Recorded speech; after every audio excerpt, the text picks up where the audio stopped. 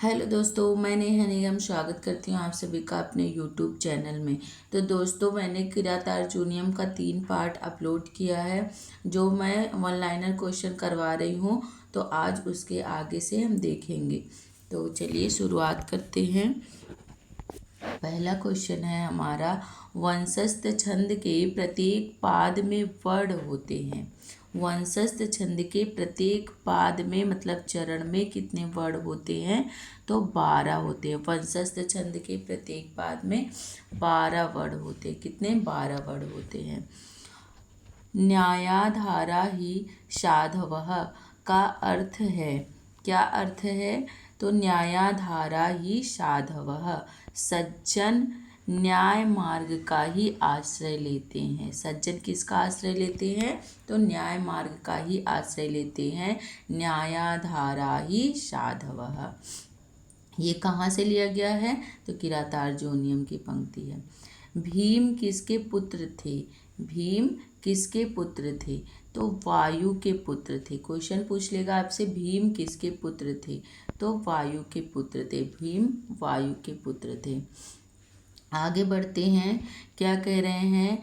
नहीं क्षिति शाम शम अस्ति साधनम इदम वाक्यम अस्ति किरातार्जुनीये।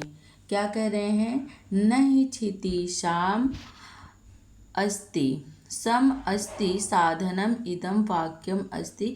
ये कहाँ से लिया गया? किरातार्जुनीयम की है। तो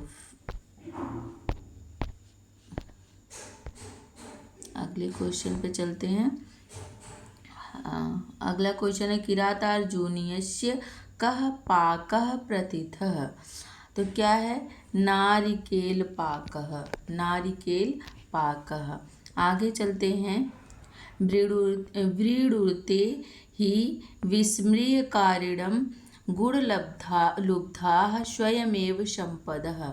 यह उक्ति कहाँ से प्राप्त होती है? तो यह उक्ति होती है किरातार्जुनीयम से। किरातार्जुनीयम से यह उक्ति प्राप्त होती है। आगे चलते हैं।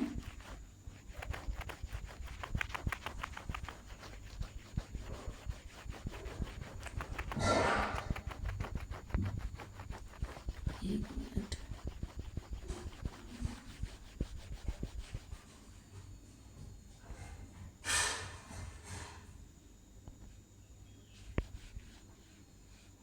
आगे चलिए, आगे चलते हैं। अवंति सुंदरी कथा रचना है। अवंति सुंदरी कथा का जो रचनाकार है कौन है? तो दंडी है। कौन है? दंडी है। आगे चलते हैं।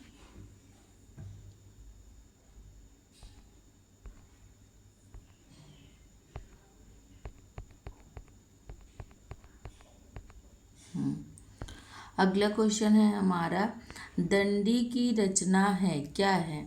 तो वही प्रश्न है, 10 कुमार चरितम। क्या है? 10 कुमार चरितम और काव्यादर्श। दंडी की रचना कौन कौन सी है? 10 कुमार चरितम और काव्यादर्श। चलिए आगे चलते हैं।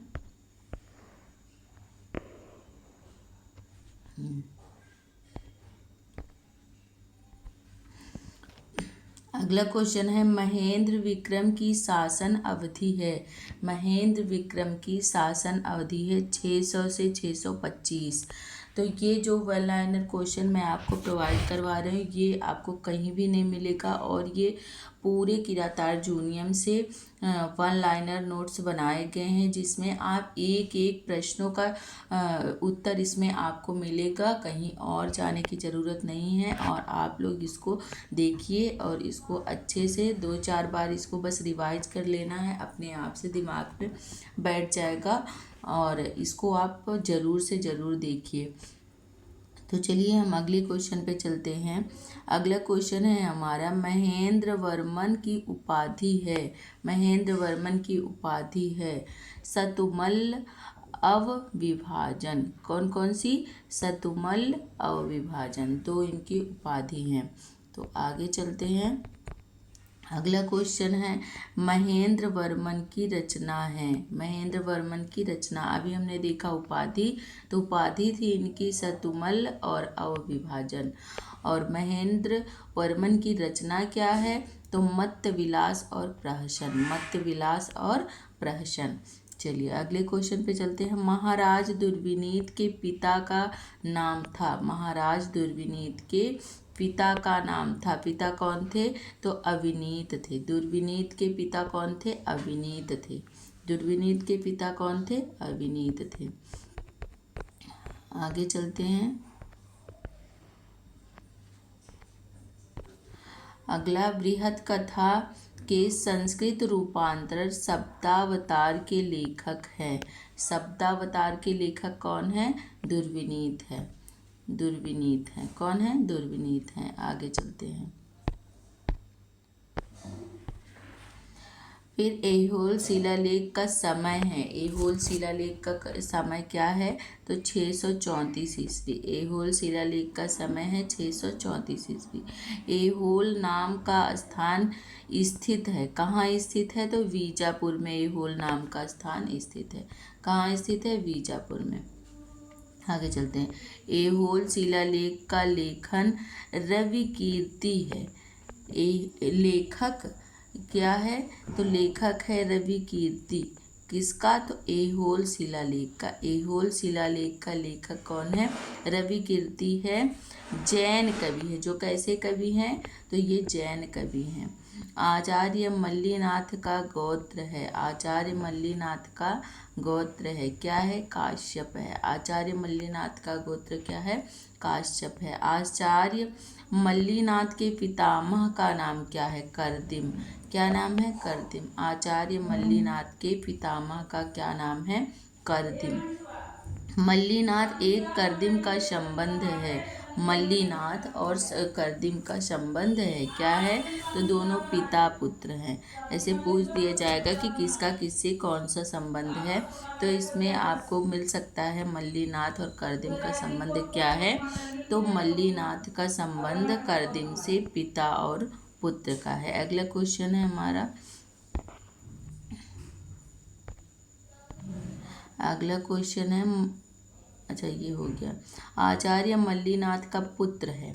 आचार्य मल्लीनाथ का पुत्र कौन है? तो पेड़ुभट्ट और कुमार स्वामी। पेड़ुभट्ट और कुमार स्वामी। मल्लीनाथ एवं करदिम का संबंध दोनों का क्या है?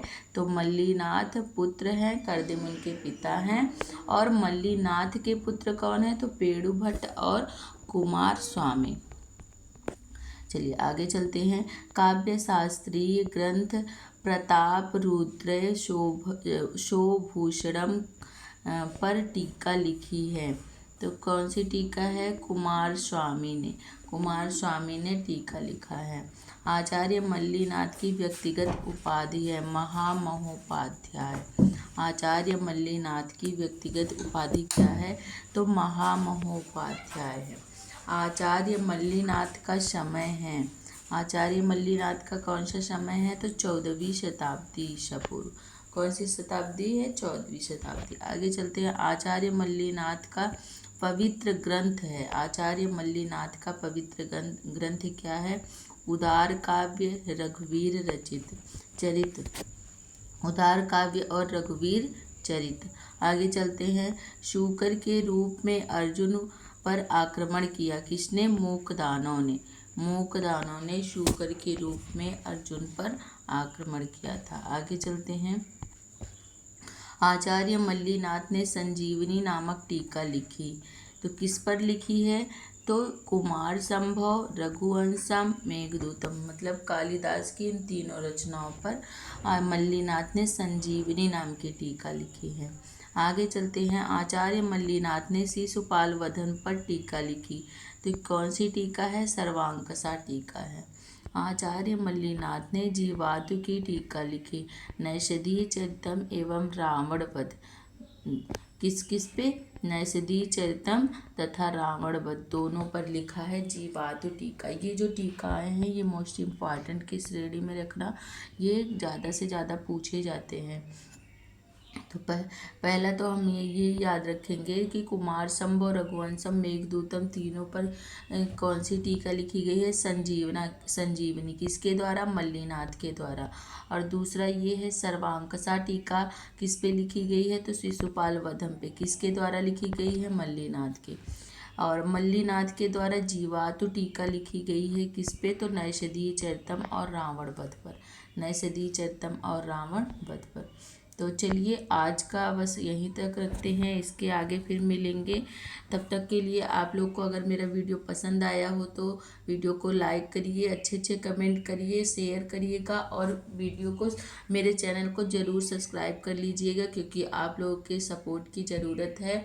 और आप लोग जितना ज़्यादा से ज़्यादा सपोर्ट करेंगे मैं उतनी अच्छी अच्छी वीडियो लाने की कोशिश करूँगी। तो चलिए आज बस इतना ही, तब तक के लिए धन्यवाद। नमः संस्कृताय।